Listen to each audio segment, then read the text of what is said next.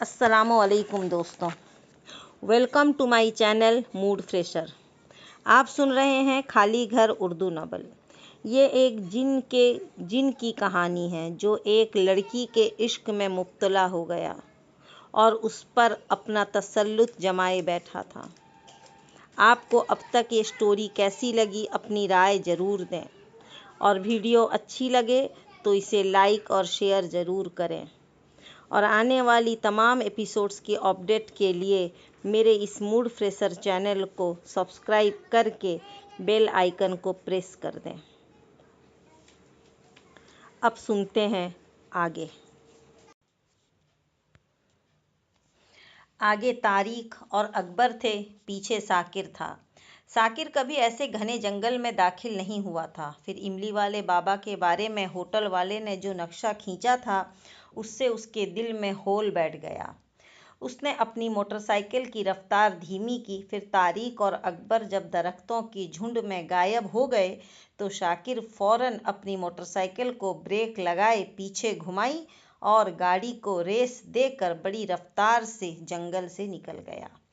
तारिक और अकबर बातें करते जा रहे थे। आगे जाके उन्हें एहसास हुआ कि वो अकेले जा रहे हैं, पीछे शाकिर नहीं है। तो अकबर ने कहा, ये शाकिर किधर रह गया, पीछे नहीं है? तारिक ने मिरर में देखते हुए पूछा। अकबर ने गर्दन घुमाकर देखा, यार पीछे तो दूर दूर तक कुछ दिखाई नहीं दे रहा।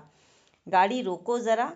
तारिक ने मोटरसाइकिल रोक ली। दोनों ने कुछ देर इंतज़ार किया। उनका ख्याल था कि अगर किसी वजह से पीछे रह गया होगा तो आ जाएगा, लेकिन उनका इंतज़ार बेसूद साबित हुआ।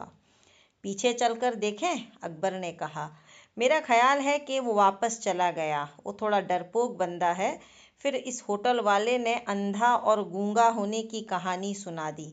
जंगल भी सुनसान है, वो डर कर भाग गया। आओ तुम गाड़ी पर बैठो, हम आगे चलते हैं, तारिक ने कहा। फिर अकबर तारिक के पीछे बैठ गया। तारिक ने किक लगाई और मोटरसाइकिल की रफ्तार पकड़ ली। थोड़ा अंदर जाकर हमवार रास्ता ऊंचा नीचा होने के अलावा छोटे बड़े पत्थरों से पुर था। जब गाड़ी का चलाना मुमकिन न रहा तो तारिक ने गाड़ी खड़ी कर दी और वो दोनों पत्थरों पर चलते आगे बढ़ने लगे। कोई 1 फरलांग चलने के बाद उन्हें जंगल खत्म होने का एहसास हुआ। एक तो अंधेरा कम हो चुका था, दूसरे दरख्तों के तनों के दरमियान से आसमान झलकने लगा था। फिर वो नहर नजर आ गई।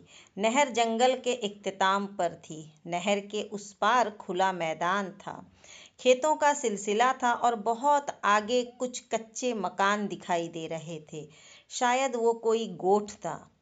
नहर के किनारे पहुंचकर दोनों ने सोचा कि अब किधर जाया जाए, इसलिए कि वो जहां निकले थे वहां उन्हें नहर में कोई इमली का दरख्त नजर न आया था। नहर क्योंकि सीधी न थी, आगे जाकर बल खा गई थी, इसलिए दूर तक देखना भी मुमकिन न था। अब मसला ये था कि नहर के दाएं तरफ जाएं या बाएं जानिब जाएं। अब क्या करें, अकबर ने सवाल किया। मेरे ख्याल में पहले बाएं जानिब चलते हैं। उधर अगर इमली का दरख्त न हुआ तो वापस आकर दाएं जानिब चलेंगे। ठीक है, ऐसा कर लेते हैं। एक काम और करना होगा, तारिक बोला। वो क्या? जब हम वापस आएंगे तो हमें ये याद न रहेगा कि हम कहाँ से नहर पर निकले थे। ये अगर याद न रहा तो वापसी में मोटरसाइकिल को तलाश करना आसान न होगा। आगे बढ़ने से पहले यहाँ 2-4 पत्थर एक दूसरे के ऊपर रख कर निशानी लगा देते हैं, तारिक ने तजवीज़ पेश की। यार तूने बहुत अक्लमंदी की बात की, वरना वापसी में हम जरूर रास्ता भूल जाते। खैर, फिर अकबर और तारिक ने मिलकर 5 पत्थर एक दूसरे के ऊपर रख कर एक सिंग मेल बना दिया और अब 2 नहर के किनारे किनारे आगे बढ़ने लगे।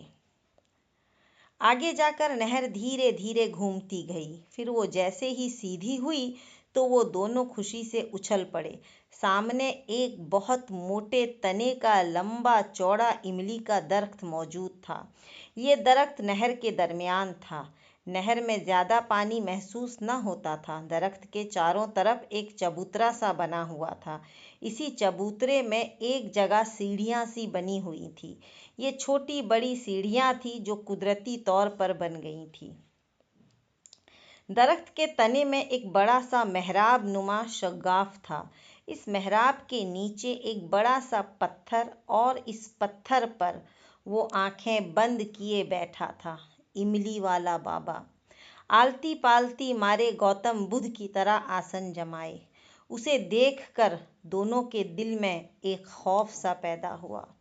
दूर तक कोई आदम न आदमजाद। जंगल था, पत्थर थे, नहर में बहता पानी था और कभी कभी परिंदों के बोलने की आवाजें भी आ जाती थी।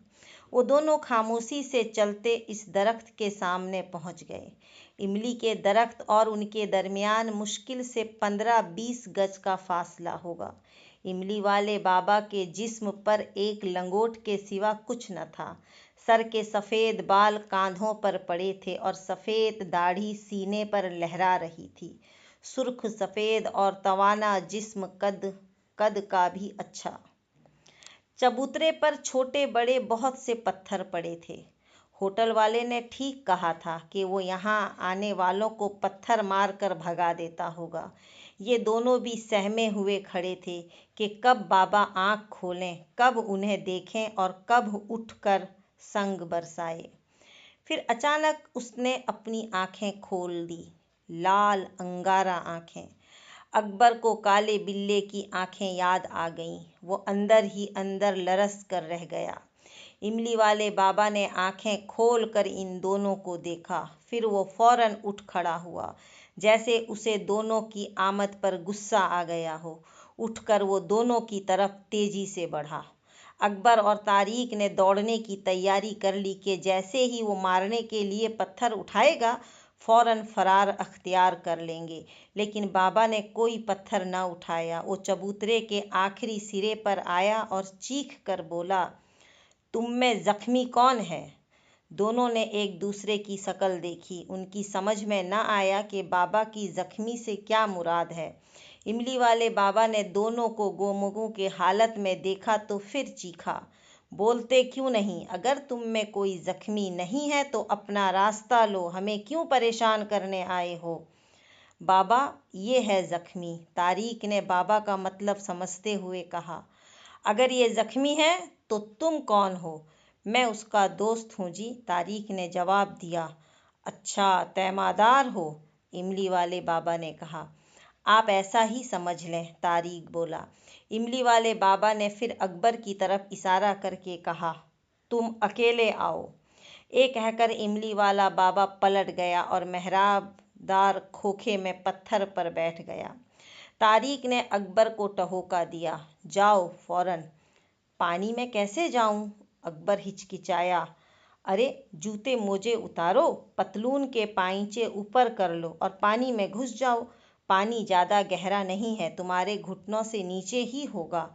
तारिक ने राह दिखाई। तुम्हें ये कैसे पता कि पानी ज्यादा गहरा नहीं है? मेरा अंदाजा है। अगर पानी ज्यादा गहरा हुआ तो क्या होगा? पानी में 1-2 कदम बढ़ाकर तो देख लो, अंदाजा हो जाएगा। मैं तुम्हारा हाथ पकड़ लूंगा पानी में उतरने से पहले। कोट भी उतार लो, अगर पानी गहरा भी हुआ तो कोट न भीगे। बेवकूफ, इस किनारे खड़ा क्या सोचता है? आता क्यों नहीं? इमली वाले बाबा ने उसे उसे दम बखूद खड़े देखकर डांट लगाई।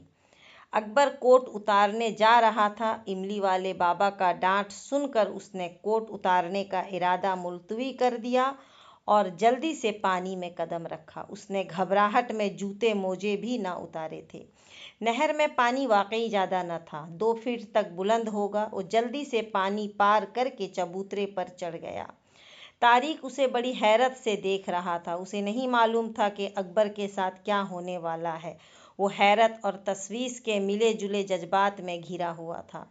चबूतरे की आड़ी तिरछी सीढ़ियां चढ़ते हुए अकबर का दिल बड़ी तेजी से धड़क रहा था। लगता था जैसे दिल सीना तोड़कर बाहर आ जाएगा। हलक खुश्क हो रहा था और दिमाग में आंधियां चल रही थी। अकबर ऊपर पहुंचा तो उसने बाबा को आंखें बंद किए बैठे पाया। वो खामोशी से उसके सामने हाथ बांध कर खड़ा हो गया। बैठ जा, इमली वाले बाबा ने आंखें बंद किए किए हिदायत की। अकबर फौरन ही उकड़ू बैठ गया। तब इमली वाले बाबा ने अपनी आंखें खोली, बड़ी बड़ी और लाल अंगारा आंखें। इन आंखों को देखकर अकबर के बदन में झुरझुरी सी आ गई। ये आंखें तो काले बिल्ले के मुकाबले में ज्यादा खौफ में मुब्तला करने वाली थी। क्यों आया है यहाँ? इमली वाले बाबा ने पुरजलाल लहजा अख्तियार किया। मैं जी 2-3 दिन पहले समंदर पर गया था। वहाँ तेरी मुलाकात नियाज मोहम्मद से हुई। उसने तुझे मज़ार का रास्ता दिखाया, फिर उसने मेरा पता बताया, तो तू कल सारा मलेर छान गया, मगर तुझे हम न मिले। नियाज मोहम्मद ने फिर तेरी मदद की और उसके बताए हुए इशारों पर बिल आखिर तू यहाँ पहुँच गया। यही बताना चाहता है ना तू हमें? इमली वाले बाबा ने उसकी बात काट कर कहा। अरे बेवकूफ़, हम ये नहीं पूछ रहे कि तू यहाँ किसके ज़रिए आया है। अपनी आमद की वजह बता। अकबर ने जब इमली वाले बाबा की ज़ुबानी ये सुना तो उस पर हैरत का पहाड़ टूट पड़ा। ये सब बाबा को किस तरह मालूम हो गया? उसे ये यकीन हो गया कि बाबा कोई ऊंची चीज़ है। अब मैं अपनी जुबान से क्या बताऊं, आप तो अंधेरों में भी देख लेते हैं, अकबर ने हिम्मत करके कहा। इमली वाले बाबा ने कोई जवाब न दिया। उसने फौरन आंखें बंद कर लीं। कुछ देर के बाद आंखें खोली तो उनमें एक अजीब सी चमक थी। सैयदपुर के जिन का सताया हुआ है, इमली वाले बाबा ने इंसाफ किया। जी बाबा, उसने मेरी जिंदगी बर्बाद कर दी है। वो मेरी बीवी को ले उड़ा है। उसने उसे कैद कर लिया है। वो किसी के काबू में नहीं आ रहा। बाबा जी, आप मुझ पर रहम करें, किसी तरह उस जिन से निजात दिला दें। हम रहम करने वाले कौन हैं? रहम करने वाला अल्लाह है। हम तो इस बिसाते दुनिया की एक हकीर से महर हैं। तू फिक्र ना कर, कुछ ना कुछ हो जाएगा। इमली वाले बाबा की आंखों में अब मोहब्बत की झलक थी। बाबा जी, मैं जिंदगी भर आपका ममनून रहूंगा, अकबर ने बड़ी खुलूस से कहा। तू अच्छा लड़का है, तुझ में सब्र और शुक्र बहुत है। तू सच्चा भी है। तू हमें पसंद आया है। तू नियाज मोहम्मद को भी पसंद आया था। वो तुझे रोता हुआ ना देख सका। खैर, फिक्र ना कर, हम तेरे लिए जरूर कुछ न कुछ करेंगे। हम 1-2 दिन में अपना एक सिपाही भेजेंगे। हो सकता है नियाज मोहम्मद को ही भेज दें। नहीं, तुझे अपने घर का पता बताने की ज़रूरत नहीं। तेरा घर अब भी हमारी आंखों में है। जा, अब तू जा। तेरी जिंदगी के दुख अब खत्म हुए। तू जश्न मनाने की तैयारी कर। और ये ले। इमली वाले बाबा ने करीब ही जमीन पर पड़ी हुई कोई चीज़ उठाई और मुट्ठी बंद करके उसकी तरफ बढ़ाई। अकबर ने जल्दी से अपनी हथेली फैला दी। एक 5 पैसे का सिक्का उसके हाथ पर गिरा। अकबर ने इस सिक्के को हैरत से देखा। इस सिक्के को एक कपड़े में सी कर अपने बाजू पर बांध लेना तो सैयदपुर के जिन के सर से महफूज रहेगा। इंशाअल्लाह। अब जा, वो तेरा तैमारदार उस किनारे खड़ा परेशान हो रहा है। और हाँ, एक बात सुन बहुत गौर से। हमारे बारे में किसी को कुछ पता ना चले। हम अपने इर्द गिर्द इन ख्वाहिशों भरे इंसान को देखना नहीं चाहते। हमारे पास काम बहुत है, इसीलिए हम दुनिया से दूर इस जंगल में बैठे हैं। हमारी दुनिया बिल्कुल मुख्तलिफ है। ख्वाहिशों भरे इंसान उसका अंदाजा भी नहीं कर सकते। जा, अब तू जा। ये कहकर इमली वाले बाबा ने अपनी आंखें बंद कर लीं। अकबर खुशी खुशी उठा। उसने 5 के सिक्के को अपने कोट की जेब में डाला और तेजी से सीढ़ियों की तरफ बढ़ा। टेढ़ी मेढ़ी सीढ़ियां उसने एहतियात से पार की, पानी में कदम रखा और फिर जल्दी जल्दी चलता किनारे पर आ पहुंचा। किनारे पर पहुंचा, तारिक ने अपना हाथ आगे बढ़ा दिया। वो उसके हाथ के सहारे से ऊपर किनारे पर आ गया। क्या हुआ? तारिक ने पूछा। बस निकल चलो यहाँ से, आगे चलकर बात होगी, अकबर ने कहा।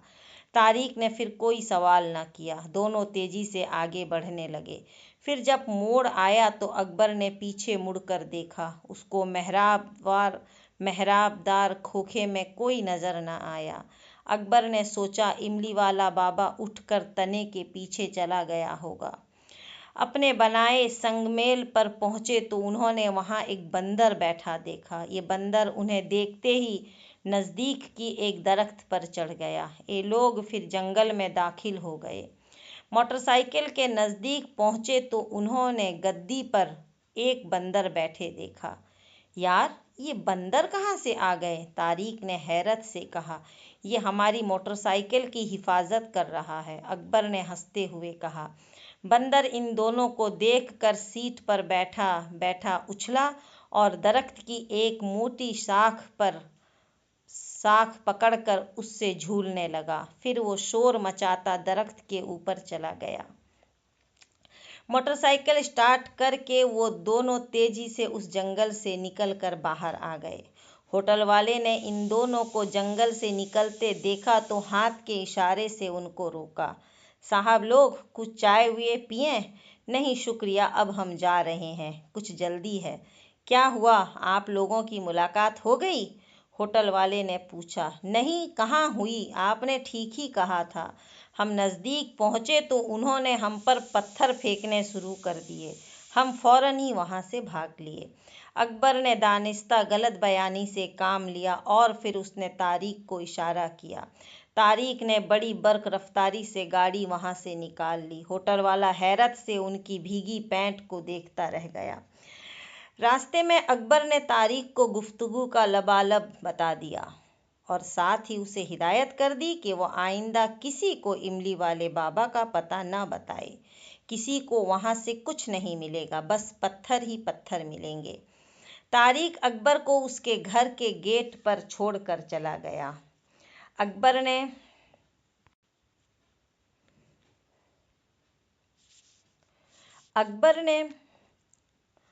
अकबर ने गेट पर खड़े होकर अपनी टांगें सीधी की, जो मोटरसाइकिल पर बैठे बैठे अकड़ गई थी। वो इस वक्त बहुत खुश था। इमली वाले बाबा से उसकी मुलाकात बड़ी कामयाब रही थी। वो बाबा वाकई बड़ा रोशन ज़मीर था। अकबर को उसे कुछ बताना ही न पड़ा। अकबर ने जेब में हाथ डालकर 5 पैसे के सिक्के को निकाला। सिक्का उसकी जेब में मौजूद था। ये एक चमकता हुआ सिक्का था। ऐसा लगता था जैसे अभी अभी ढल कर निकला हो। उसने उस सिक्के को मुट्ठी में बंद कर लिया और घंटी के बटन पर हाथ रखा। थोड़ी देर के बाद राशिदा ने गेट खोला। वो अकबर को देखकर खुश हो गई। अकबर भाई, आप आ गए? जी राशिदा, मैं आ गया, अकबर ने खुश दिली से कहा। ओहो, बड़े चहक रहे हैं, आज तो खैर है। राशिदा ने गेट बंद करते हुए कहा। बस अब खैर ही खैर है, अकबर ने मुस्कुराते हुए कहा। अब्बू शोरूम से वापस आ गए? नहीं, अभी नहीं आए। ये वक्त उनकी वापसी का तो नहीं। अम्मी है घर में? हाँ, अम्मी घर में है। अम्मी कहाँ जाएंगी भला? क्या बात है भाई, सबको पूछा जा रहा है। मालूम होता है कोई लंबी खुशी मिल गई है आपको, मुझे नहीं बताएंगे? राशिदा ने हंसकर पूछा। अब वो दोनों घर में दाखिल हो चुके थे। साबरा ने घंटी की आवाज़ सुन ली थी। वो बाहर की तरफ आ ही रही थी कि देखे दरवाजे पर कौन आया है। अकबर ने साबरा को आते देखा को खुशी में माँ के पास आया। अम्मी। फिर वो भागकर माँ से लिपट गया। काफ़ी अरसे के बाद साबरा ने अपने बेटे के चेहरे पर खुशी देखी थी। उसका खिलता हुआ चेहरा देखकर साबरा के दिल में अनार से झड़ने लगे। आंखों में खुशी के आंसू लहरा गए। उसने अपने बेटे को लपटा लिया। मेरा बेटा। अम्मी, आपको मालूम है मैं किससे मिलकर आ रहा हूँ? अकबर ने पूछा। किससे बेटा? साबरा बोली। अम्मी, इमली वाले बाबा से, अकबर ने खुश होकर बताया। कोई और वक्त होता, ये जिन का चक्कर न होता और उसने अकबर के मुंह से किसी बाबा का नाम सुना होता तो वो फौरन उसके कान पकड़ लेती और आइंदा किसी बाबा से मिलने से तौबा करवा लेती। लेकिन इस वक्त उसने अपने बेटे की जुबान से इमली वाले बाबा का नाम सुना तो फूल की तरह खिल उठी। अकबर, सच? उसे यकीन नहीं आ रहा था। जी अम्मी, बिल्कुल सच, अकबर ने यकीन दिलाया। क्या बात हुई, कुछ तो बताओ। साबरा बेड पर बैठती हुई बोली। अम्मी, वो बड़े पहुंचे हुए बुजुर्ग हैं, मुझे उन्हें कुछ नहीं बताना पड़ा, उन्होंने सब कुछ अपनी जुबान से बता दिया। अकबर ने बताया। उन्हें पता लग गया कि तुम किस सिलसिले में आए हो? साबरा ने हैरत से पूछा। हाँ अम्मी, मैं आपको बताता हूँ कि वहाँ क्या हुआ। ये कहकर अकबर ने एक एक बात अपनी माँ को पूरी तफसील से बता दी। साबरा ने अकबर की बात बड़ी दिलचस्पी से सुनी, उसे बड़ी हैरत हुई। उसकी समझ में ये बात हरगिज नहीं आई कि इमली वाले बाबा ने कुछ बताए बगैर ही सब कुछ कैसे बता दिया। अकबर ने 5 पैसे के इस सिक्के को घर में आते हुए जेब में डाल लिया था। उसने अपनी जेब से उस सिक्के को निकाला और साबरा की हथेली पर रख दिया। साबरा ने इस चमकते हुए सिक्के को उलट पुलट कर देखा।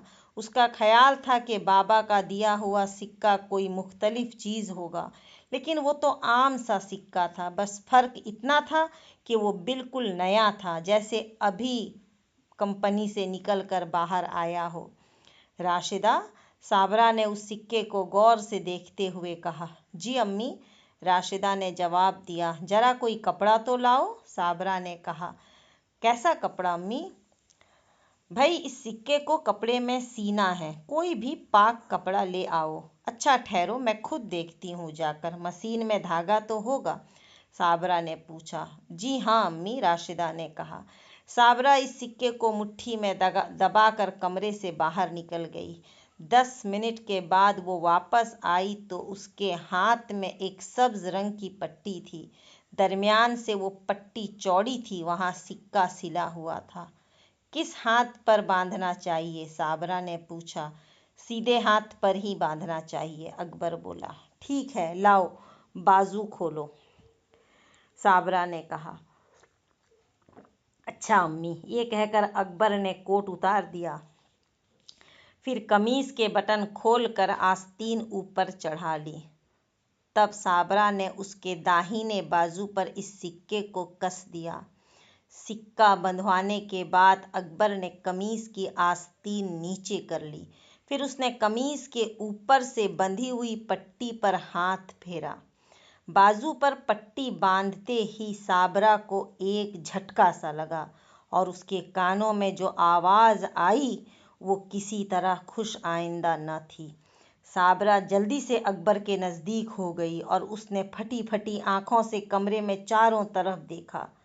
क्या हुआ अम्मी? अकबर अपनी माँ की उड़ी हुई रंगत देखकर परेशान हो गया। मुझे लगता है वो आ गया है, साबरा ने सहमे हुए अंदाज में कहा। कौन अम्मी, आप किसकी बात कर रही हैं? इस मर्तबा राशिदा ने घबरा कर पूछा। साबरा ने बोलने के लिए मुंह खोला लेकिन उसकी जुबान जैसे गुंग हो गई। अकबर और राशिदा हैरत और फिक्रमंदी से साबरा को देख रहे थे। वो दोनों परेशान थे। उनकी समझ में नहीं आ रहा था कि साबरा को अचानक क्या हो गया था और वो किसकी आमद का जिक्र कर रही थी। उसके चेहरे पर हवाइयाँ उड़ी हुई थी, जुबान गुंग क्यों हो गई थी। यूं महसूस होता था जैसे वो कुछ कहना चाहती हो लेकिन कह ना पा रही हो, खौफजदा हो। तब अकबर ने अपनी माँ का हाथ थाम लिया और एतमाद से बोला। अम्मी, आप चुप क्यों हो गईं? बताएं ना, यहाँ कौन आ गया है? अकबर, मैंने अभी उसकी आवाज़ सुनी थी, वही खौफनाक आवाज़। ए अल्लाह, हम पर रहम कर। साबरा पर अब कपकपी तारी हो गई थी। अम्मी, हमने तो कोई आवाज़ नहीं सुनी, राशिदा ने कहा। आवाज़ तो मुझे भी कोई नहीं सुनाई दी, आपने पता नहीं क्या सुन लिया, अकबर बोला। अकबर, मैं जैसे ही तुम्हारे बाजू पर पट्टी बांध कर हटी तो मुझे करीब ही म्याऊं की आवाज़ सुनाई दी थी। इस आवाज को सुनकर मेरे जिस्म का रुआं रुआं कांप जाता है। साबरा ने चारों तरफ निगाह दौड़ाते हुए कहा, मैं इस आवाज को अच्छी तरह पहचानती हूँ। अकबर ने कमरे में चारों तरफ देखा, उसे कुछ नजर न आया। उसने माँ को तसल्ली देते हुए कहा, अम्मी, आपको वहम हो गया है, इस कमरे में वो नहीं है। हाँ, शायद वहम ही हो गया है, साबरा ने कहा, लेकिन उसका दिल ये बात मानने को तैयार न था, क्योंकि उसने साफ और वाज़ेह तौर पर म्याऊं की आवाज़ सुनी थी, और ये आवाज़ सैयदपुर के जिन के सिवा किसी और की न थी। रात को बाबर अली शोरूम से घर पहुंचा तो राशिदा ने गेट खोलते ही इमली वाले बाबा से मुलाकात की खुशखबरी सुना दी। फिर खाना खाते हुए अकबर ने वो सारी रवादात जो वो साबरा को सुना चुका था मन व अन बाबर अली के सामने दोहरा दी। बाबर अली ये सब सुनकर बहुत खुश हुआ। उसे यूं महसूस हुआ जैसे अजाब की घड़ियां खत्म हो गई हों, बहार आ गई हो और हर तरफ खुशी का समा हो।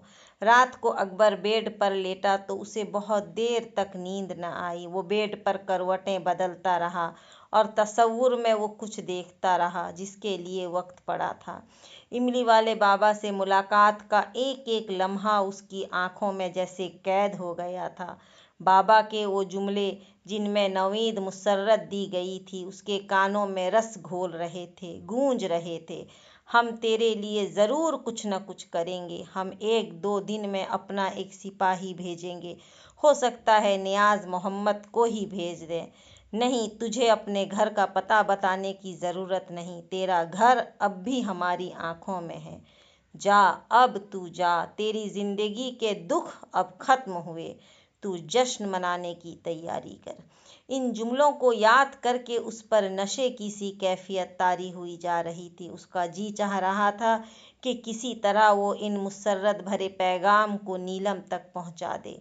नीलम का ख्याल आते ही उसकी दिल की धड़कनें तेज हो गईं। जाने वो कैसी होगी, उस पर क्या गुजरती होगी। वो शोलों की कैदी थी, जाने किस कर्ब में उसकी जिंदगी बीत रही होगी। सोचते सोचते उसका दिमाग शिल हो गया, उस पर थकन तारी हो गई। वो नींद की आगोश में चला गया। तब उसे अचानक महसूस हुआ जैसे उसके सरहाने कोई आ बैठा है। किसी की मौजूदगी का एहसास करके वो फौरन उठ बैठा। उठकर उसने कमरे की लाइट जलाई। तब उसने रोशनी में देखा कि नीलम उसके सरहाने अफसरदा सी बैठी है। वो जल्दी से उसके करीब आया, उसका हाथ अपने हाथ में लिया और बहुत मोहब्बत से बोला, नीलम, तुम कैसी हो? अकबर, तुम कैसे हो? वो बड़ी बेकरारी से बोली, मैं बिल्कुल ठीक हूँ, लेकिन तुम यहाँ कैसे आ गईं? उस जिन ने तुम्हें आज़ाद कर दिया? मैं कहाँ हुई हूँ आज़ाद अकबर, मैं जल रही हूँ, उस गीली लकड़ी की तरह जो जलती कम है, धुआं ज़्यादा देती है। मेरे जिस्म से भी धुआं उठ रहा है और तुम यहाँ आराम से सो रहे हो। तुम्हें मेरी बिल्कुल भी फिक्र नहीं। तुमने मुझे भुला दिया है, उस जिन के रहमो करम पर छोड़ दिया है। किस कदर जालिम हो तुम अकबर। नहीं नीलम, ऐसा ना कहो। मैं तुम्हें कैसे भुला सकता हूँ? तुम मेरी बीवी हो, तुम हर लम्हा मेरी आंखों में रहती हो। अब तुम मेरी आंखों से इसी वक्त निकल सकती हो जब ये आंखें हमेशा के लिए बंद हो जाएंगी। अकबर ने बड़े जज्बाती अंदाज में कहा, अल्लाह ना करे अकबर, कैसी बातें करते हो। नीलम ने ये कहकर अपना नर्म मुलायम हाथ उसके होठों पर रख दिया।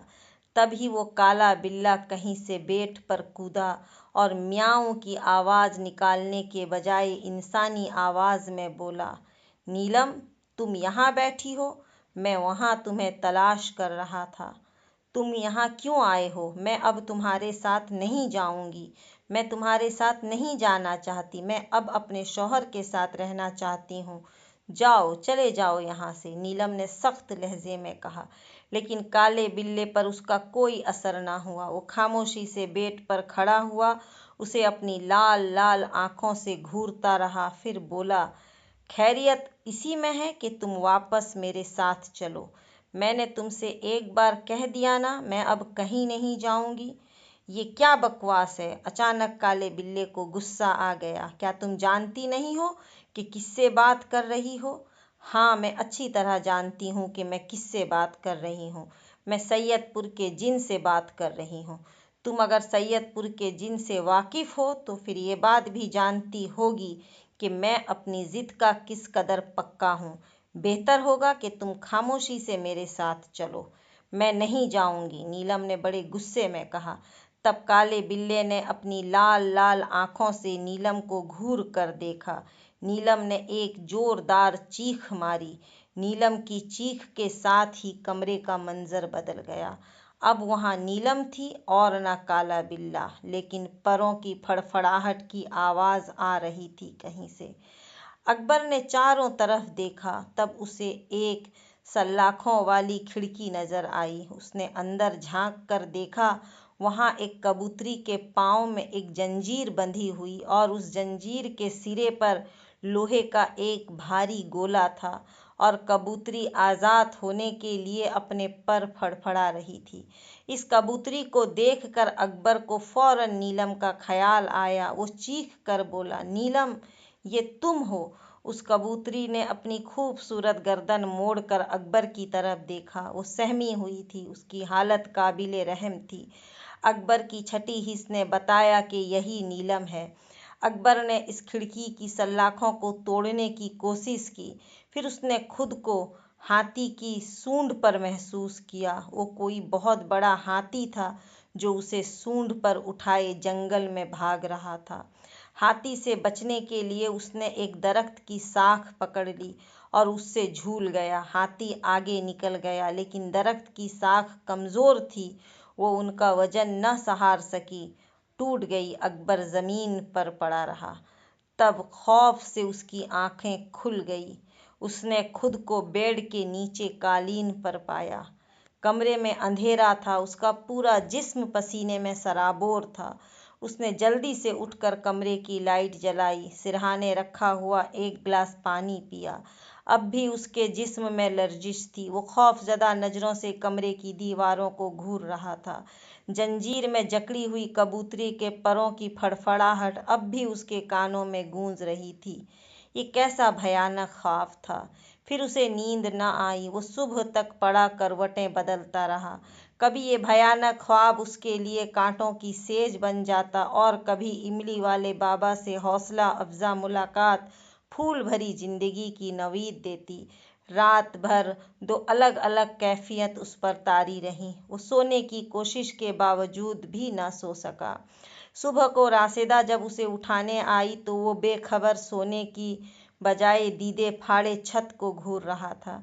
राशिदा ने कमरे में दाखिल होकर उसे गौर से देखा, फिर मुस्कुराती हुई उसकी तरफ बढ़ी। अकबर भाई, आप जाग रहे हैं? मैं तो आपको उठाने आई थी, राशिदा ने कहा। ठीक है, मैं आंखें बंद कर लेता हूँ, तुम उठाओ मुझे।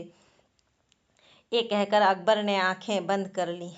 अकबर भाई, ये आपकी आंखों को क्या हुआ? एकदम लाल अंगारा हो रही है। राशिदा, मैं रात को सो नहीं सका, अकबर ने उठते हुए कहा, और थोड़ी बहुत देर जो नींद आई उसमें एक भयानक ख्वाब देख लिया। कैसा ख्वाब भाई? राशिदा ने फिक्रमंदी से कहा। मैंने नीलम को कैद में देखा है। नीलम को काले बिल्ले ने कबूतरी बना दिया है।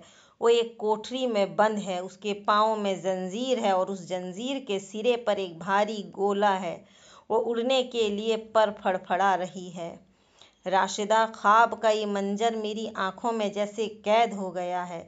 कबूतरी के परों की फड़फड़ाहट अब भी मेरे कानों में गूंज रही है। जाने उस खाली घर में नीलम के साथ क्या हो रहा है।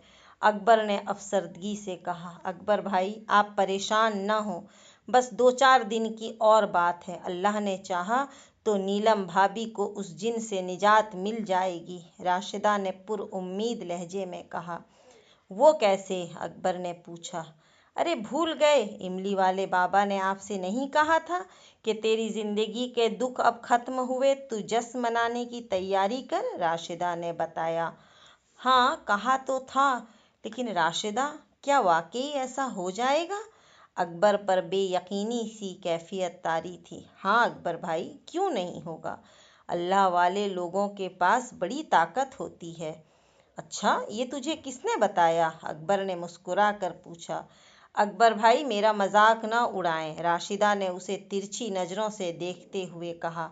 पता है अकबर भाई, जब नीलम भाभी खाली घर से आ जाएंगी तो मैं उन्हें दोबारा दुल्हन बनाऊंगी। हम सारी रस्में फिर से करेंगे, गीत गाकर घर पर रोशनी कराएंगे, खूब जश्न मनाएंगे, खूब हल्ला गुल्ला करेंगे। जब इतना कुछ होगा तो बाराती बेचारों ने क्या कसूर किया है, उन्हें भी इकट्ठा कर लेना। चलें ठीक है, बल्कि ऐसा करेंगे, जितने लोग इस वक्त बारात में शामिल थे उनसे स्टेशन जाने को कह देंगे, फिर हम लोग बस में बारात लेकर घर वापस आएंगे। तो फिर एक काम और करो, निकाह भी दोबारा पढ़वा लेना। अकबर भाई, अब इतना भी ना फैलें, राशिदा ने मुस्कुरा कर कहा। कुछ ज़्यादा फैल गया और क्या। अच्छा चलो, सिकड़ जाता हूँ, अकबर ने अपने जिस्म को समेटते हुए कहा। भाई, ऐसा तो हो सकता है कि इस जश्न में खाला खालू को भी शामिल कर लिया जाए। क्यों नहीं, ऐसा हो सकता है। हम लाहौर फ़ोन कर देंगे, वो लोग भी आ जाएंगे। कितना मज़ा आएगा, अकबर ने बच्चों की तरह खुश होकर कहा। बहुत मज़ा आएगा, इतना मज़ा आएगा कि मैं सोच सोच कर ही दीवानी हुई जा रही हूँ। राशिदा, अभी से इतनी दीवानी ना हो, मुझे बहुत डर लगता है। जाने क्या हो जाए, कहीं हमारे ख्वाब टूट कर बिखर ही न जाएं। अकबर भाई, खुदा के वास्ते, राशिदा ने जल्दी से आगे बढ़कर उसके मुंह पर हाथ हाथ रख दिया। कोई बदफाल ना निकालें, अच्छी सोच रखें। राशिदा, मेरी सोच तो अच्छी है, लेकिन मेरी सोच से क्या होता है। मैंने तो अब तक यही देखा है कि खुशियां मेरे नज़दीक आकर वापस लौट गईं और मैं हसरत से अपना दामन फैलाए रह गया। अकबर ने बड़े दर्द भरे लहजे में कहा। इंशाअल्लाह अब ऐसा नहीं होगा। अकबर भाई, जाने क्यों मेरा दिल अंदर से पुकार पुकार कर कह रहा है कि अब ऐसा नहीं होगा, राशिदा ने बड़े यकीन से कहा। तू बहन है मेरी, तेरा दिल पुकार पुकार कर नवीद नहीं देगा तो और किसका देगा। अच्छा, अब उठ जाएं, अम्मी नाश्ता तैयार कर चुकी होंगी, बल्कि हो सकता है कि मुझे इतनी देर गायब देखकर यहाँ आने ही वाली होंगी। फिर तो मुझे फौरन बाथरूम का रुख कर लेना चाहिए, अकबर ने तेजी से उठते हुए कहा। अकबर बाथरूम में घुसा तो राशिदा मुस्कुराती हुई कमरे से निकल गई। अकबर ने मुंह हाथ धोते हुए आईने पर नज़र डाली तो उसे अपनी शक्ल बदली बदली सी दिखाई दी। उसकी आंखें वाकई खासी सुर्ख हो रही थी। रात की जगार ने उसकी आंखों में जैसे शोले से भर दिए थे। उसका रंग भी कुछ मांदा सा हो रहा था, चेहरे पर एक अजीब सी उदासी फैली थी। जाने क्यों उसे अपनी ही शक्ल अजनबी सी लगी। अकबर ने जल्दी जल्दी ब्रश करके गर्म पानी के छींटे मुंह पर मारे, लेकिन चेहरे की बसासत वापस न आई। उसने सोचा कुछ देर गर्म पानी का सावर ले ले। अभी वो गर्म पानी के मज़े ले ही रहा था कि किसी ने दरवाज़ा बजाया। कौन है? अकबर ने अपना सर सावर के नीचे से हटाकर पूछा। मैं हूँ, राशिदा की बाहर से आवाज़ आई। राशिदा, मैं आ रहा हूँ, बस नहा चुका। अकबर भाई, फौरन बाहर आ जाएं, कोई आया है, राशिदा ने इत्तला दी। कौन आया है? मामू आए हैं क्या? अकबर ने पूछा। नहीं, दरवाजे पर कोई और है, वो आपको पूछ रहा है। राशिदा, अब्बू कहाँ हैं? उनसे कहो उनको उसको अंदर बुलाकर बैठाएं। अब्बू गए थे दरवाजे पर, लेकिन वो अंदर नहीं आया, वो बस आपको बुलाए जा रहा है। अच्छा ठीक है, मैं आ रहा हूँ, अकबर ने कहा। फिर वो पूरा नलका खोल कर नलके के नीचे बैठ गया। उसके सर और जिस्म पर साबुन लगा हुआ था। उसने जल्दी जल्दी जिस्म धोया और चंद मिनट में बाथरूम से बाहर आ गया। उसकी समझ में अभी तक ये बात नहीं आई थी कि इतनी सुबह उससे मिलने कौन आ पहुंचा। अगर उसका कोई दोस्त होता तो वो अंदर आ जाता। अब्बू उसके सारे दोस्तों से वाकिफ थे। फिर राशिदा भी बता देती कि आपका फला दोस्त आया है। दरवाजे पर आने वाला ज़रूर कोई अजनबी था, ऐसा अजनबी जिसे सिर्फ अकबर जानता था। तब अकबर का ध्यान फौरन इमली वाले बाबा की तरफ गया। उन्होंने अपना कोई सिपाही भेजने का वादा किया था, क्या उनका सिपाही आ पहुंचा? ये सोचकर उसके जिस्म में खुशी की लहर दौड़ गई, एक जोश सा भर गया। कमरे के दरवाजे पर बाबर अली उसका मुंतजिर था। अकबर ने उसे देखते ही पूछा, अब्बू, बाहर कौन है? कोई अजनबी है, बाबर ने कहा। न अपना नाम बताता है और न काम, वो एक ही बात कहता है, अकबर को भेजो, वो कहाँ है? कोई मलंग किस्म का आदमी है, सफ़ेद शलवार और एक रुई की बिंदी पहनी हुई है। वो मलंग तो नहीं दिखाई देता। बाबर ने अपना ख्याल जाहिर किया। अच्छा, मैं देखता हूँ, अकबर ने तेजी से घर से बाहर कदम निकालते हुए कहा।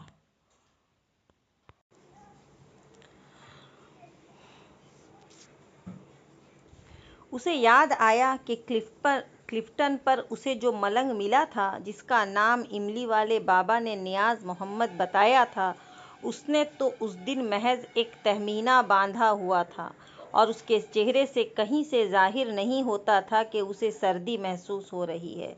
इस वक्त जो दरवाजे पर था वो नियाज नहीं हो सकता था, क्योंकि अब्बू के बकौल वो सफ़ेद सलवार और एक रुई की सदर पहने हुए था। हो सकता है इमली वाले बाबा ने किसी और शख्स को भेज दिया हो, क्योंकि उन्होंने ये बात यकीन से नहीं कही थी कि वो किसको भेजेंगे। अलबत्ता सिपाही भेजने की बात ज़रूर कही थी। अकबर इन्हीं ख्यालात में उलझा जब गेट पर पहुंचा और उसने उचक कर गेट के ऊपर से देखा तो उसे अपने सामने एक सर नजर आया। वो जो भी था, उसका चेहरा सड़क की तरफ था। अकबर देख नहीं पाया कि वो कौन शख्स है। फिर अकबर छोटे गेट से बाहर निकला और फिर बोला, हाँ जनाब। अकबर की आवाज़ सुनकर वो शख्स पलटा। काली दाढ़ी और गर्दन पर पड़े बाल, निकलता हुआ कद, चमकता हुआ चेहरा। वो अकबर को देखकर मुस्कुराया। आ गया तू? अरे आप! अकबर ने उसे फौरन ही पहचान लिया। वो नियाज मोहम्मद ही था, समंदर के किनारे मिलने वाला मलंग। इस लिबास में वो आज बिल्कुल मलंग नहीं लग रहा था। हमारे साथ चल, नियाज मोहम्मद ने कहा। कहाँ बाबा? अकबर बोला। सवाल न कर, देर न कर। नियाज मोहम्मद ने उसकी पेशानी पर इंगसत रखी, अपना अंगूठा रखा। कहीं दूर चलना है तो गाड़ी निकाल लूं? अकबर ने पूछा। खाली घर तक जाना है, आज वहाँ तमाशा होगा। गाड़ी को छोड़, पैदल चल, पैदल। अगर आप इजाज़त दें तो मैं कोट ले आऊं अपना। गेट के पीछे बाबर अली मौजूद था। उसने कोट का जिक्र सुना तो फौरन बोला, बेटे मैं लाता हूँ तुम्हारा कोट, तुम यहीं ठहरो। तुझे बहुत सर्दी लगती है? मलंग ने पूछा। नहा कर निकला हूँ अभी, इसलिए कुछ महसूस हो रही है, वैसे तो नहीं लगती, अकबर ने जवाब दिया। हमारे बाबा का दिया हुआ सिक्का तूने बांध लिया है? नियाज मोहम्मद ने फिर सवाल किया। जी हाँ, मैंने बांध लिया है, अकबर ने कहा। दिखा बाजू, नियाज मोहम्मद ने हुक्म दिया। अकबर ने कमीज की आस्तीन ऊपर करके बाजू पर बांधा हुआ सिक्का दिखाया। नियाज मोहम्मद ने उस सिक्के पर अपनी उंगली रखी और बोला, मालूम है ये क्या है? सिक्का है 5 पैसे का। ये सिक्का नहीं है, ये एटम बम है, एटम बम। लो बेटे, ये कोट लो। बाबर अली ने छोटे गेट से उसकी तरफ बढ़ाया। ये मेरे वालिद हैं, अकबर ने अपने बाप का तारुफ कराया। जानता हूँ मैं, नियाज मोहम्मद ने बेनियाजी से कहा। और अब्बू, ये नियाज मोहम्मद साहब हैं, वही जो समंदर के किनारे मिले थे। अच्छा अच्छा, बाबर अली के चेहरे पर खुशी की लहर दौड़ गई। चल भई अकबर, जल्दी कर, देर ना कर। अकबर, क्या मैं भी तुम्हारे साथ चलूं? बाबर अली ने पूछा। हम अकबर के साथ हैं, अब किसी को उसके साथ जाने की ज़रूरत नहीं, नियाज मोहम्मद ने तड़क कर कहा। जी बेहतर है, बाबर अली ने बड़ी फरमाबरदारी से कहा और फिर अकबर से मुखातिब हुए। जाओ बेटे, खुदा हाफिज। बाबर अली ने ये कहकर गेट बंद कर लिया और नियाज मोहम्मद ने आगे कदम बढ़ाए। अकबर भी उसके पीछे चला। नियाज मोहम्मद ने पहले बहुत तेज़ी से आगे कदम बढ़ाए, इतनी तेज़ी से कि अकबर को ये गुमान हुआ जैसे वो दौड़ने लगा हो। जितनी तेज़ी से वो आगे गया था, उतनी ही तेज़ी से पीछे आया। अब वो घूम रहा था, रक्ष कर रहा था। उसके पाँव से छन छन की आवाज आ रही थी। अकबर को इस छन छन की आवाज पर बड़ी हैरत हुई। उसने बगौर मलंग के पाँव देखे। वो नंगे पाँव जरूर था, लेकिन उसके पाँव में घुंघरू नाम की कोई चीज न थी। वो मलंग तेजी से रक्ष करता हुआ आगे बढ़ रहा था। उस पर एक वजदगी सी कैफियत तारी होती जा रही थी। अगरचा इस किराए के घर से खाली घर का फासला ज्यादा दूर न था, लेकिन इतना कम भी न था कि चंद मिनटों में तय कर लिया जाता। उस मलंग ने ये रास्ता रक्स करते हुए तय किया। रक्स करते उस मलंग के साथ चलते हुए अकबर को शर्म आ रही थी, इसलिए रक्स करते हुए उसको लोग देखने के लिए राहगीर रुक जाते थे। एक दो गाड़ी वालों ने भी इस तमाशे को रुक कर देखा। अकबर जरा पीछे रह जाता तो वो मलंग उसका हाथ पकड़कर उसे अपने साथ कर लेता। इन लम्हात में अकबर को बड़ी शर्म आती। एक पढ़ा लिखा लड़का एक फकीर के साथ क्यों लगा हुआ है? रक्स करता मलंग और उसके साथ चलता एक नौजवान लड़का राहगीरों के लिए तमाशा बन जाता। वो उसे पलट पलट कर दूर तक देखते जाते। खाली घर जैसे जैसे नजदीक आ रहा था, नियाज मोहम्मद के रक्श में तेजी आती जा रही थी। उस पर एक अजीब जज्ब की सी कैफियत तारी थी। उसके पैरों से आती हुई घुंघरुओं की आवाज अकबर को मुसलसल हैरान कर रही थी। फिर खाली घर आ पहुंचा। खाली घर के सामने पहुंचते ही नियाज मोहम्मद ने एक नारा मस्ताना मारा और तेज तेज धमाल करने लगा। वो उंगली उठाए हक हक कर रहा था। उसके पैरों में घुंघरू बज रहे थे। जब अचानक ही अकबर को ख्याल आया कि वो खाली घर के गेट पर पड़े ताले की चाबी लाना तो भूल ही गया। वो सोचने लगा क्या करे, नियाज मोहम्मद को बताकर घर से जाकर चाबी ले आए, या नियाज मोहम्मद खुद उससे मुखातिब हो तो फिर वो उसे चाबी के मुताल्लिक बताए। अभी वो ये सोच ही रहा था कि अचानक नियाज मोहम्मद ने रक्श बंद कर दिया और फिर वो तेजी से गेट की तरफ बढ़ा। उसने ताला हाथ में पकड़ा तो वो इस तरह खुल गया जैसे वो बंद ही न था। कुंडा खोल कर नियाज मोहम्मद ने गेट के दोनों पटों को जोर से धकेला। गेट खुलता चला गया। नियाज मोहम्मद ने गेट के दरमियान खड़े होकर खाली घर पर नजर डाली।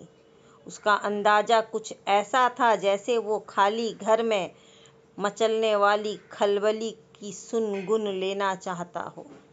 कुछ तवक्कुफ के बाद उसने नारा मस्ताना लगाया, हक हक, और फिर खाली घर के दरवाजे पर आंखें गाड़ दी और कानों से कुछ सुनने की कोशिश की, लेकिन नियाज मोहम्मद को कुछ दिखाई न दिया और न कुछ सुनाई दिया। भाग गया क्या? नियाज मोहम्मद ने जैसे खुद से सवाल किया। फिर गेट के अंदर दाखिल हुआ और चंद कदम आगे जाकर रुक गया। खड़े खड़े गर्दन घुमाई और अकबर को अंदर आने का इशारा किया। जब वो उसके नज़दीक आ गया तो नियाज मोहम्मद ने उसके कंधे पर हाथ रखकर पूछा, डर तो नहीं लग रहा? नहीं, आपके होते हुए डर कैसा? अकबर ने हिम्मत से काम लेते हुए कहा। बस फिर गेट बंद कर दे और आजा मेरे साथ, नियाज मोहम्मद ने अकबर को हुक्म दिया। अकबर ने जल्दी से गेट के दोनों पट मिलाकर अंदर से कुंडा चढ़ा दिया। नियाज मोहम्मद ने उसका हाथ पकड़ लिया। अकबर को यूं महसूस हुआ जैसे उसका हाथ शोले पर रखा गया हो। इतनी तपिश थी उस मलंग के हाथ में। नियाज मोहम्मद ने घर के दरवाजे की तरफ रुख करने की बजाय वो लान में दाखिल हो गया। लान के दरमियान पहुंचकर उसने एक जगह मुंतखब की और हरी हरी घास पर बैठ गया। उसने अकबर से इशारे से कहा कि वो उसके पीठ के पीछे बैठ जाए।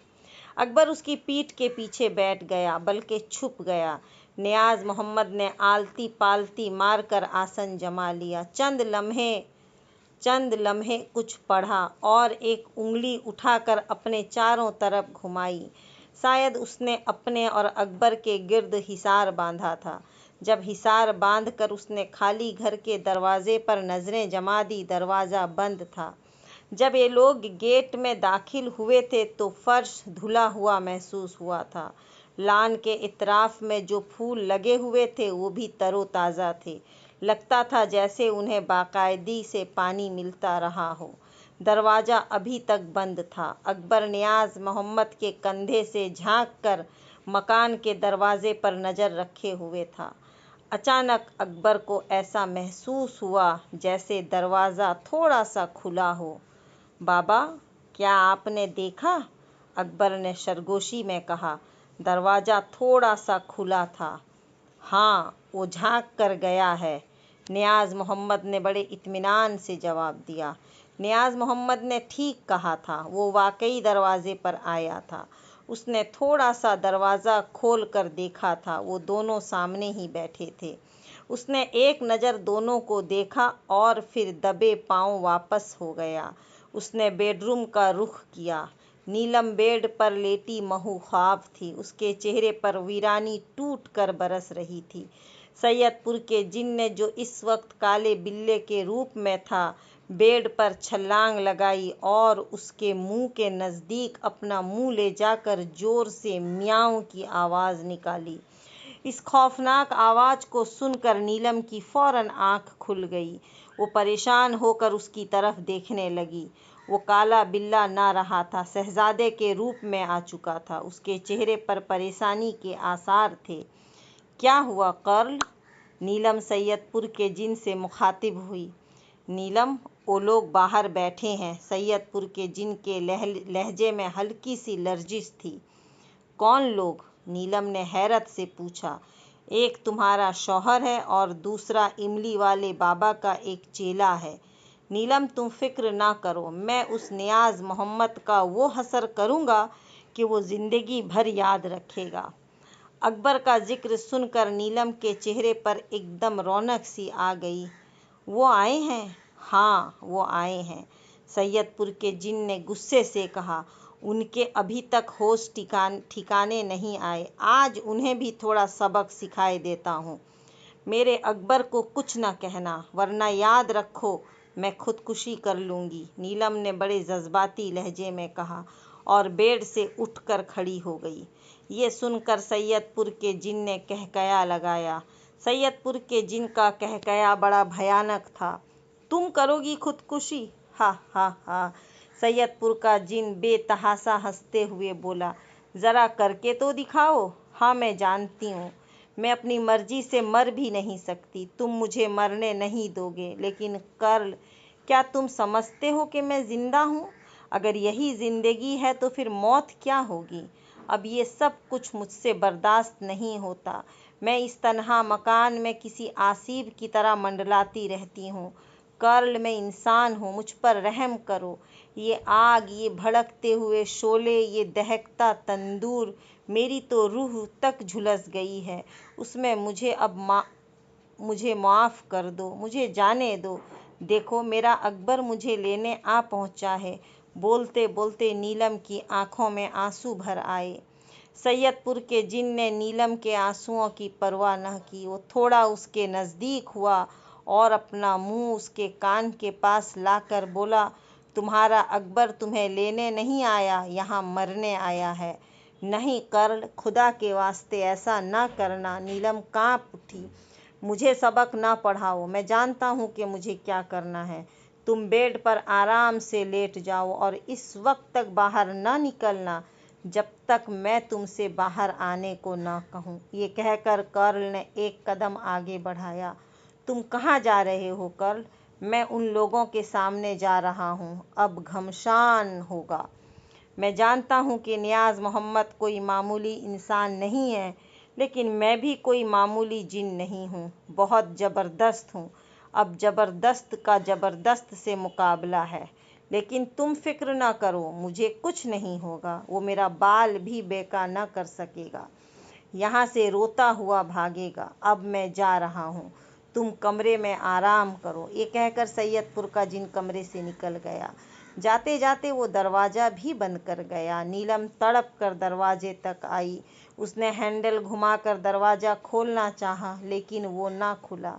सैयदपुर का जिन बाहर निकलते निकलते दरवाज़ा लॉक कर गया था। नीलम अब कमरे में तन्हा रह गई थी। इस वक्त उसकी बहुत बुरी हालत थी। दिल में तूफान उठ रहा था। ऐसा लगता था जैसे दिल फट जाएगा। आंखों में आंसू उमड़ उमड़ कर आ रहे थे। उसके जिस्म पर लर्जिश तारी थी। उसका जी चाह रहा था कि वो खूब फूट फूट कर रोए। अकबर उसी घर के अहाते में था और वो उससे मिल नहीं सकती थी।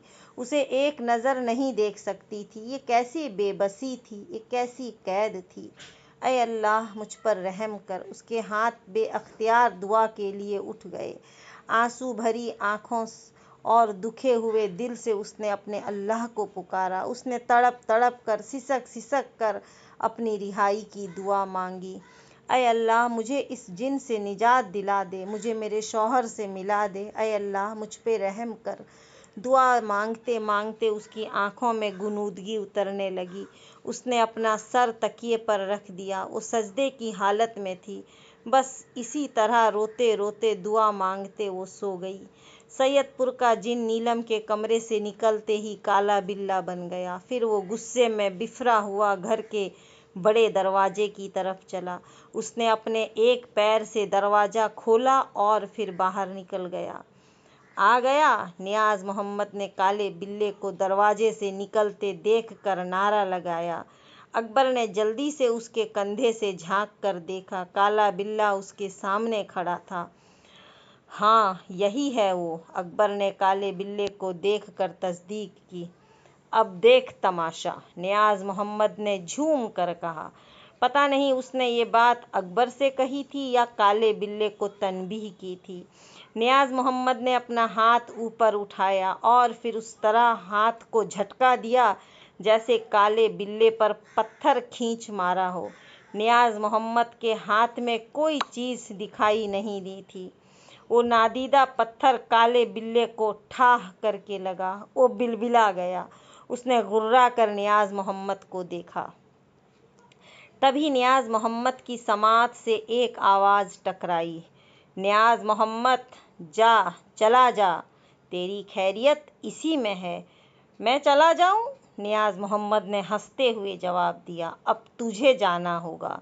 तुझे ये घर छोड़ना होगा। तुझे उस मासूम लड़की की जान को छोड़ना होगा। बहुत मुश्किल है, नियाज़ मोहम्मद के कानों से आवाज़ टकराई। इस मर्तबा नियाज़ मोहम्मद ने उसकी बात का कोई जवाब ना दिया। उसने फिर हाथ ऊपर उठाया और एक नादीदा पत्थर काले बिल्ले पर खींच मारा। पत्थर लगते ही काला बिल्ला कई कल्लाबाजियां खा गया। देख नियाज़ मोहम्मद, अब भी मान जा। नियाज़ मोहम्मद के कानों से आवाज़ टकराई। अब तुझे मानना होगा, नियाज़ मोहम्मद ने ज़ोर से कहा। डरता क्यों है? आगे क्यों नहीं आता? मैं भी तो देखूं तू कितना ज़बरदस्त है।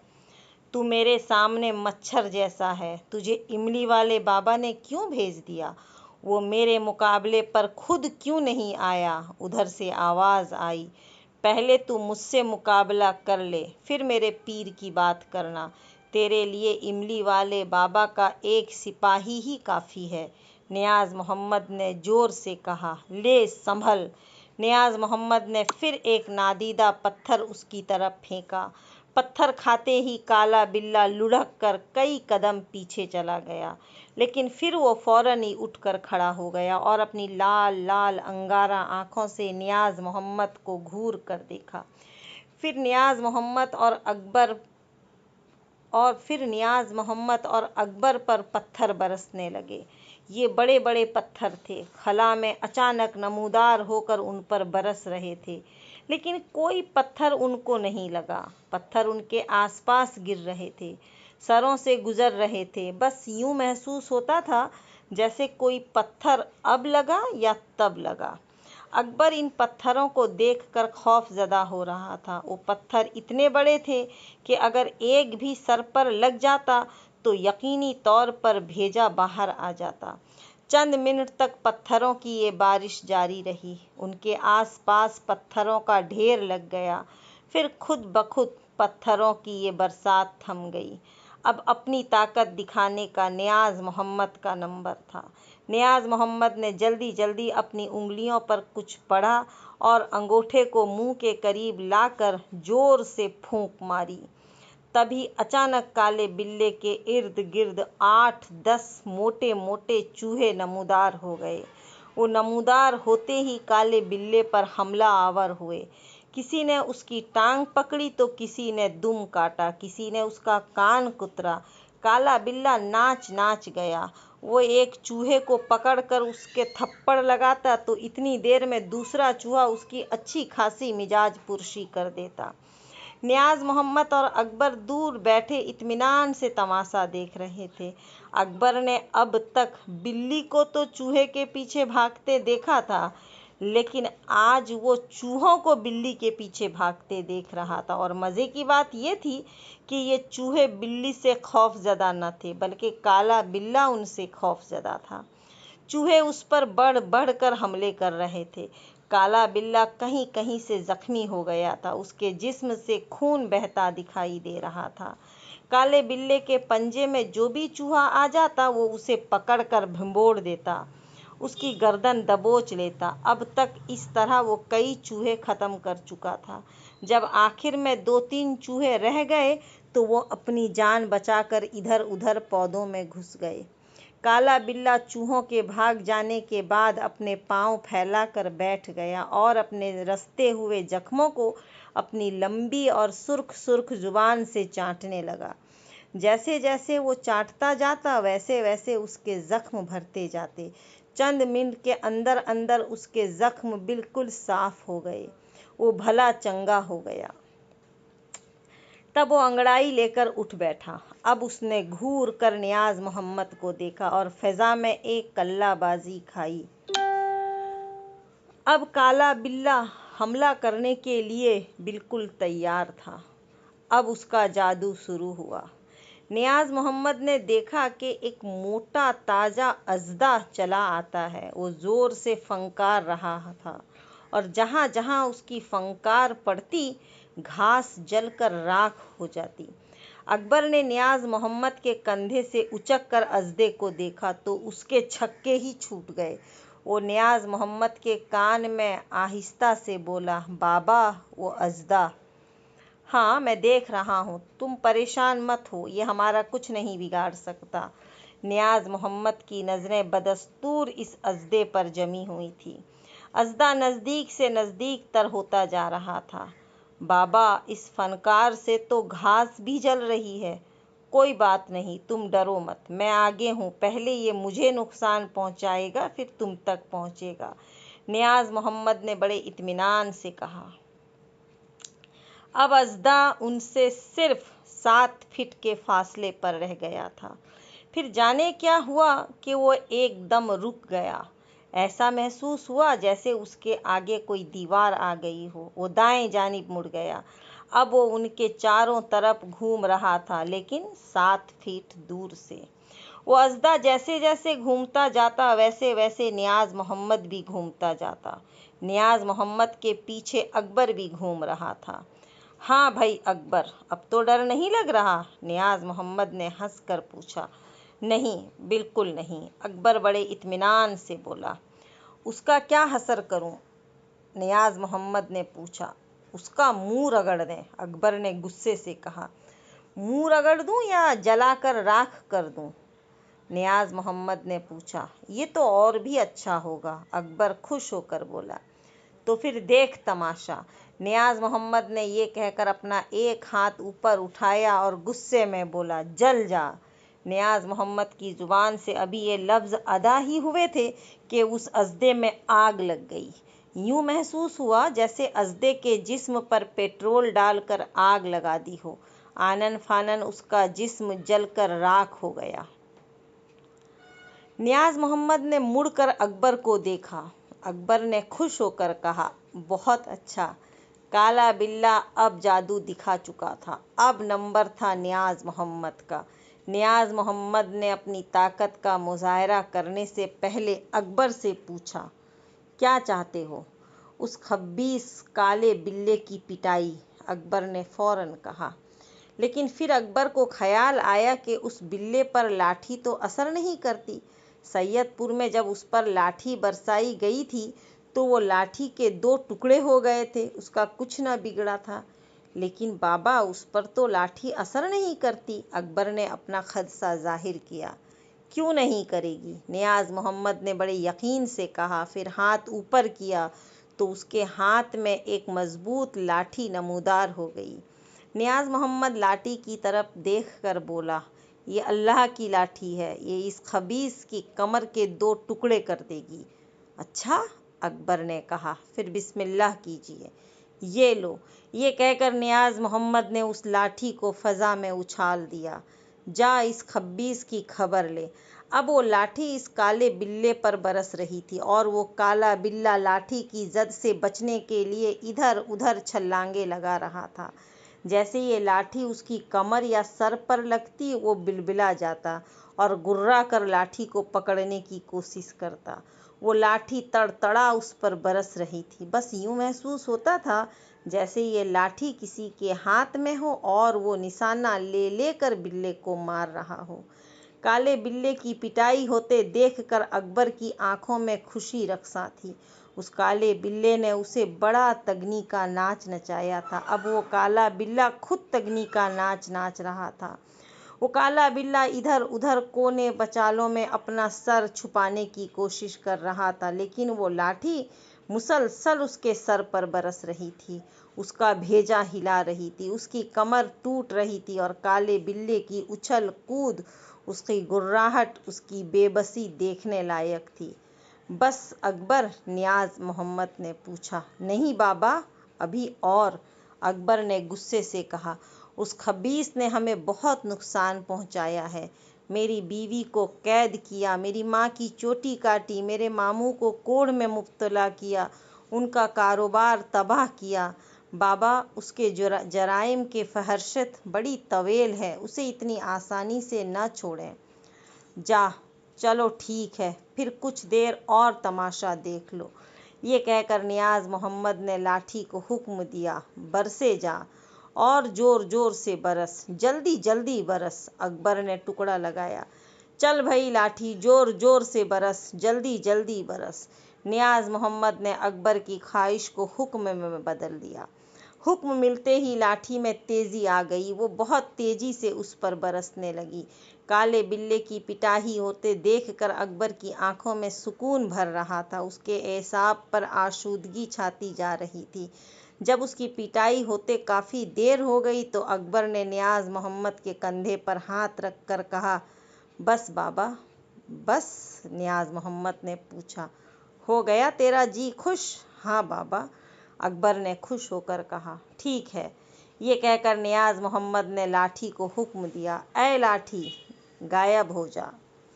इस हुक्म के गूंजते ही लाठी गायब हो गई। काला बिल्ला निढाल होकर एक तरफ गिर गया, जैसे उसकी कमर टूट गई हो।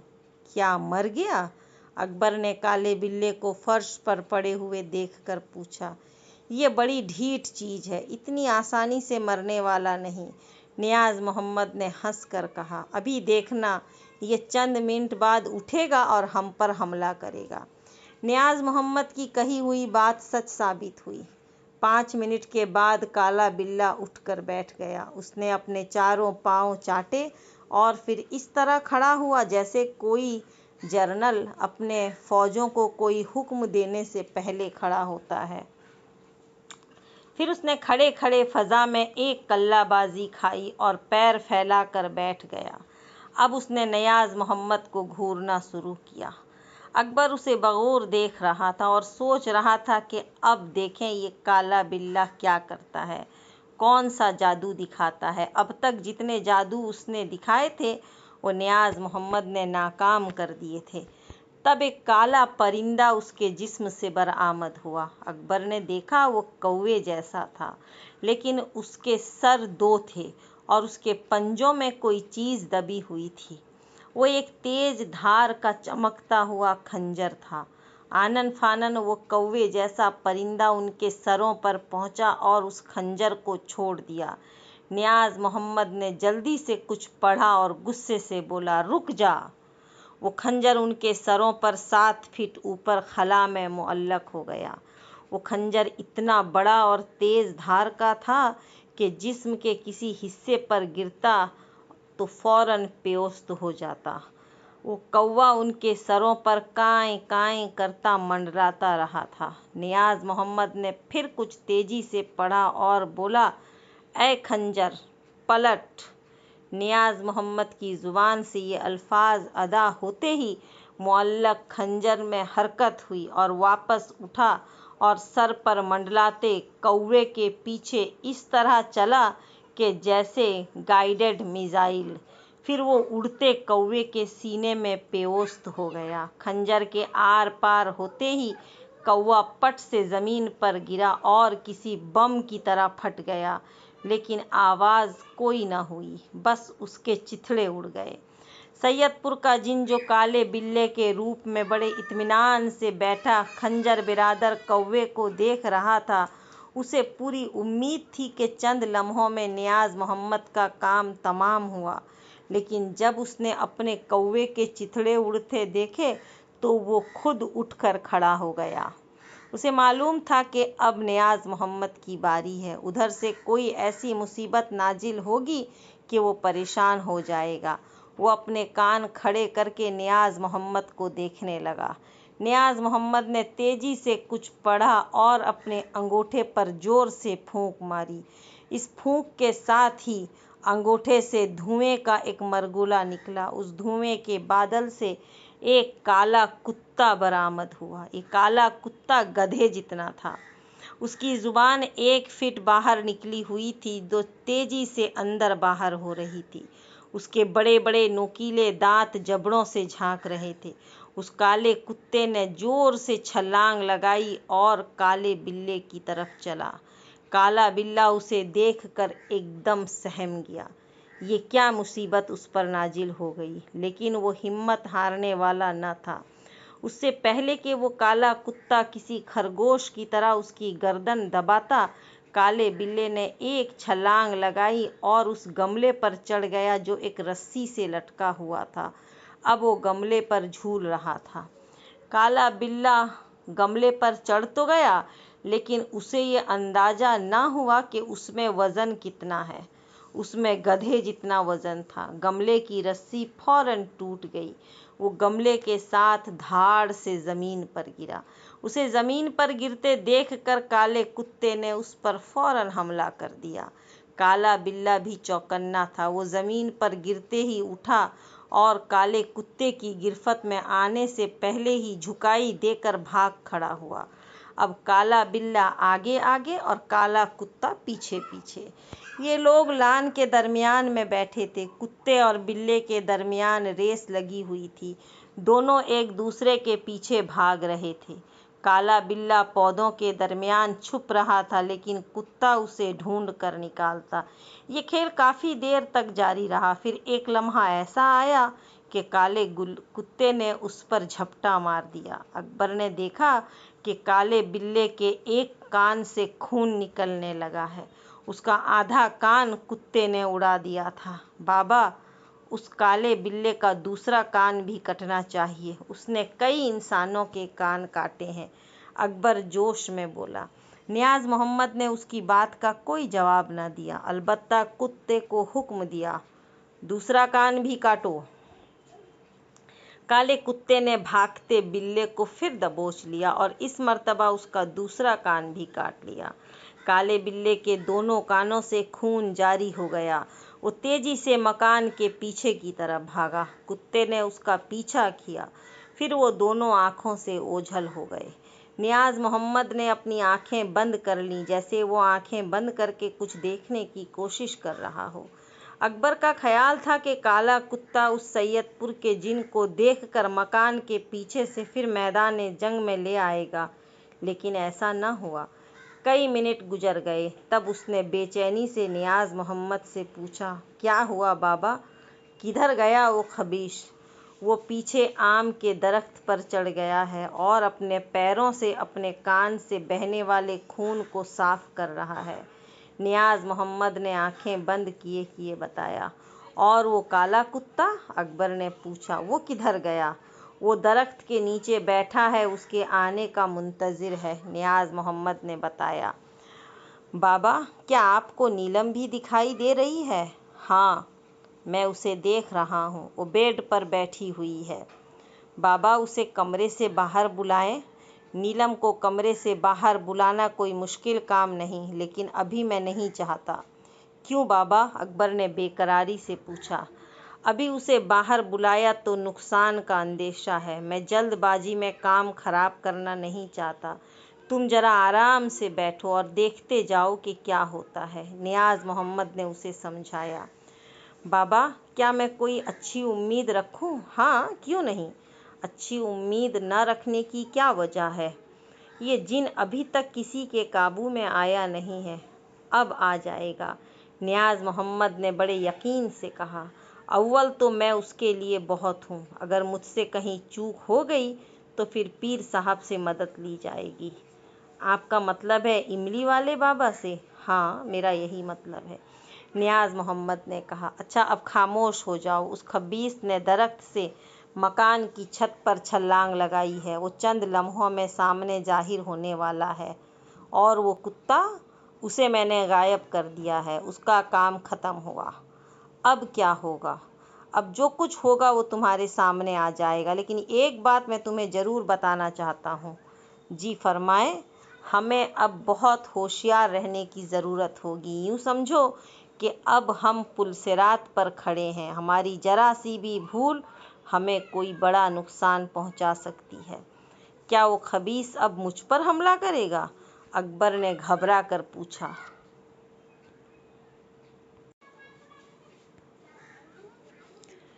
उसमें इतनी जुर्रात नहीं कि वो तुम पर हमला करे। मैं जब तक तुम्हारे साथ हूँ और बाबा की निशानी तुम्हारे बाजू पर बंधी है, ये सैयदपुर का जिन तुम्हारा कुछ नहीं बिगाड़ सकता।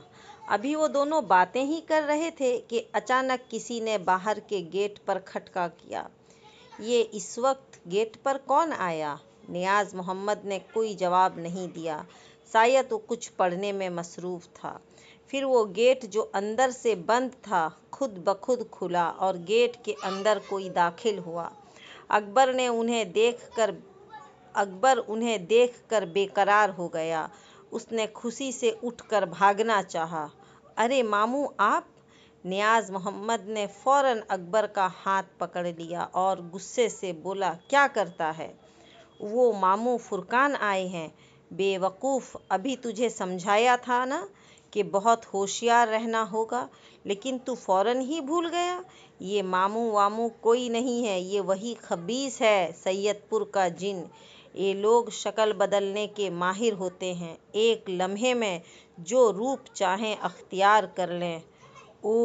ये वो है। माफ़ करना बाबा, गलती हो गई।